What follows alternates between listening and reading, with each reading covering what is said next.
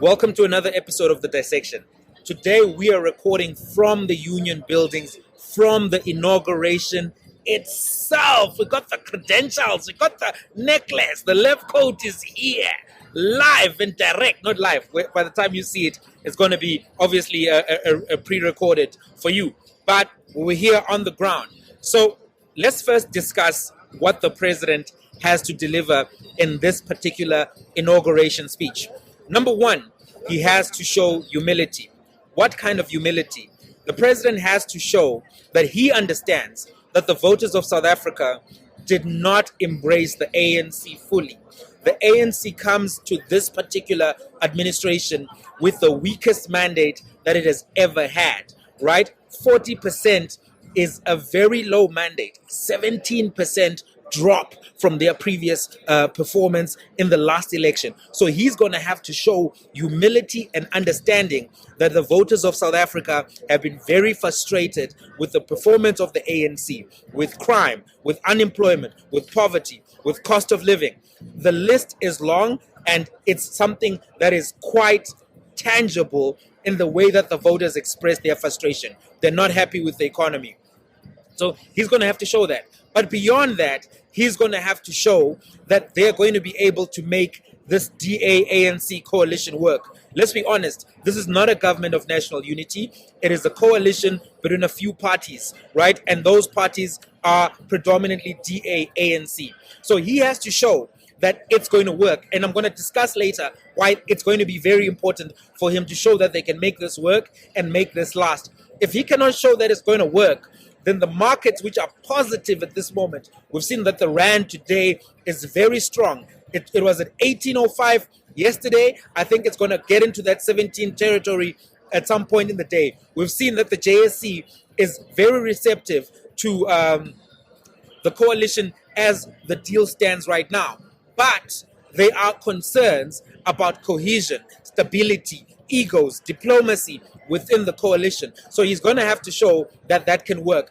And he's going to have to really cast a vision that is not generic, right? He's done the Tumamina moment. The honeymoon is over for President Ramaphosa. This second term, he has to show that he's going to make the rubber hit the road where things matter.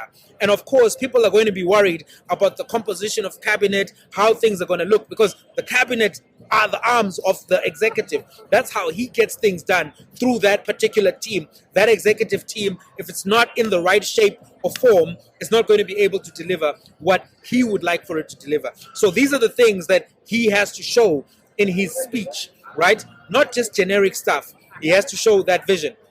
So we're going to review his speech and everything that happened today later on in the day. But let's have a conversation about the Democratic Alliance and the ANC and their understanding of the coalition deal that was signed. So we saw Helen Zille saying that effectively they have a veto. The ANC cannot invite members without their approval.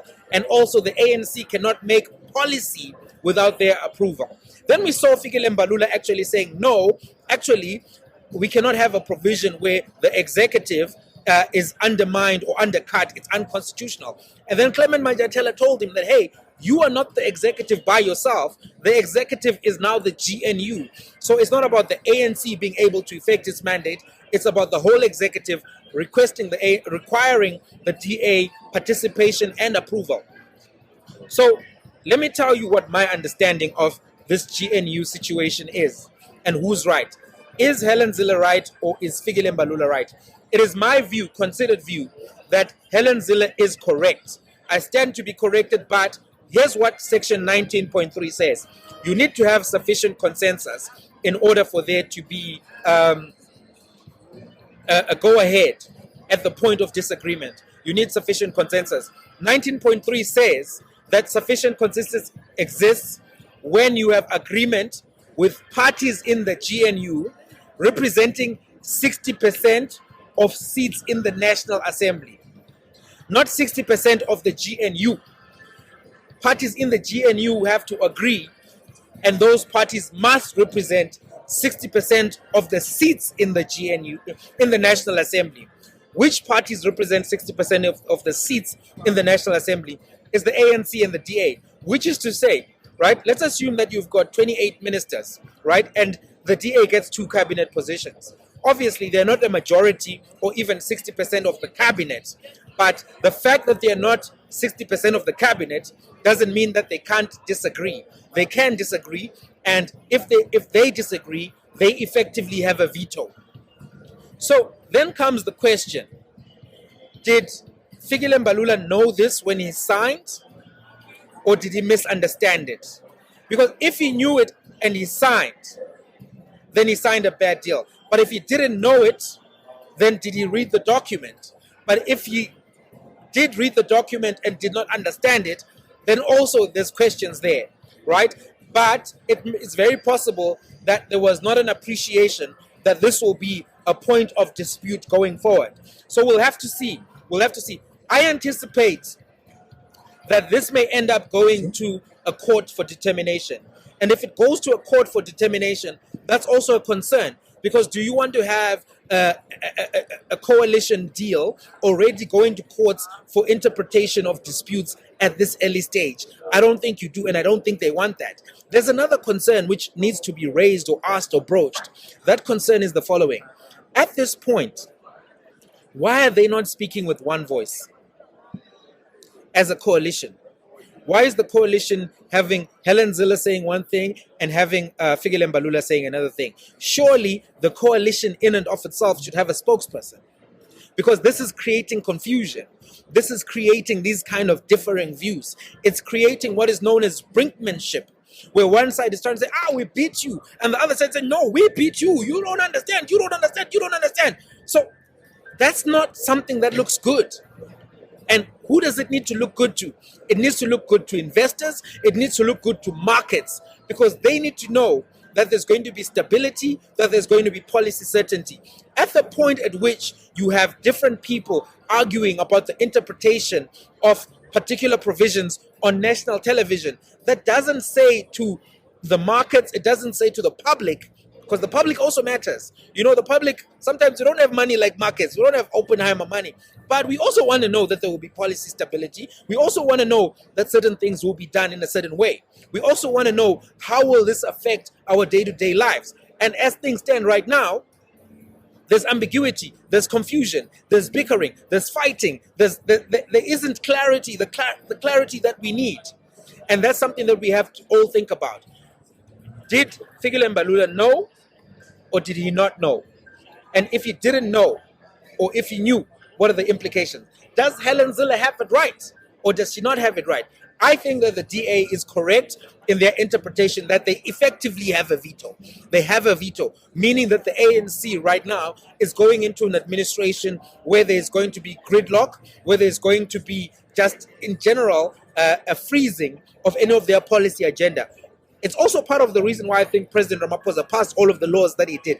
Last minute, that man was running like Bolt. He was running like Bolt to sign everything.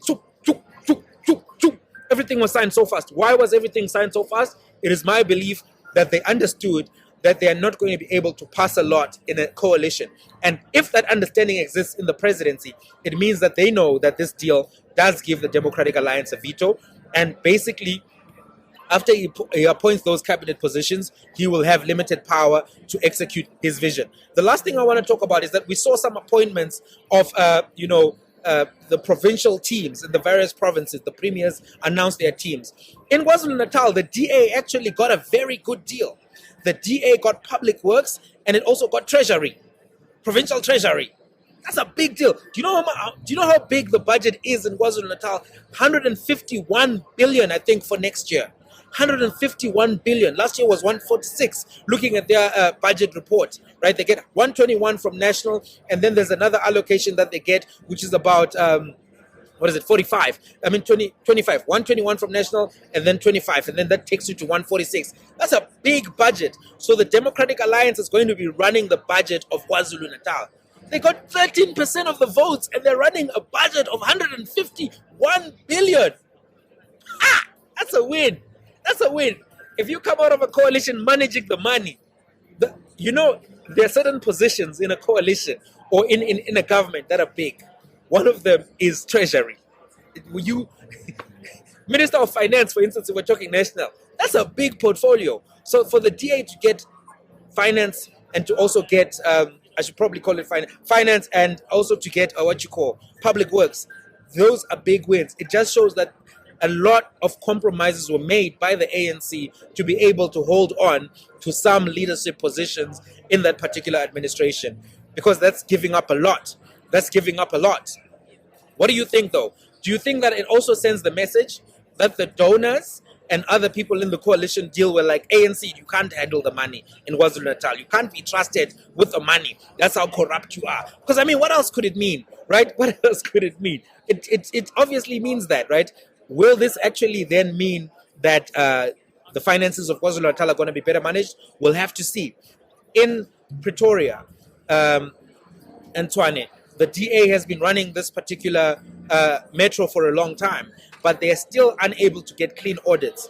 So the idea that in every area where the DA governs, they just get clean audits and there's good financial management is not 100% true. And we've seen that in Tshwane. Anyway, as things stand, though, the Democratic Alliance looks like they're in a very strong position. They're in a very strong position. And, you know, we'll have to see where they end up in the cabinet. But they apparently negotiated for up to 7 cabinet positions, and they want to have John Steenhuisen to be in the presidency and also to have the powers of government business. Those powers will be taken away from Paul Mashatile, the vice president, going to them. So is that going to be something that gives them even more strength, even more oversight? Who's going to come out the winner in this coalition going into the next election? What do you think, guys? I'm going to leave it there. 86% of you have still not subscribed to this channel. This channel is at the Union Buildings. We're there, direct on the ground where the things are happening. So you need to give us the subscription. If you love this content, let the algorithm know that you love what's going on, right? And we're going to come back later on in the day to update you again with the reflections on the day, everything that happened, possibly maybe even get reactions from members of parliament and other people who are watching this. So stay tuned. I hope you enjoyed this particular episode and make sure you subscribe. What do you think, though? I want to hear from you. What are your views? What does the president have to do? Where is the DA standing right now? Any other thoughts about this particular so-called GNU? And it is a so-called GNU. It's not a real GNU, if we're honest, right? Till the next one.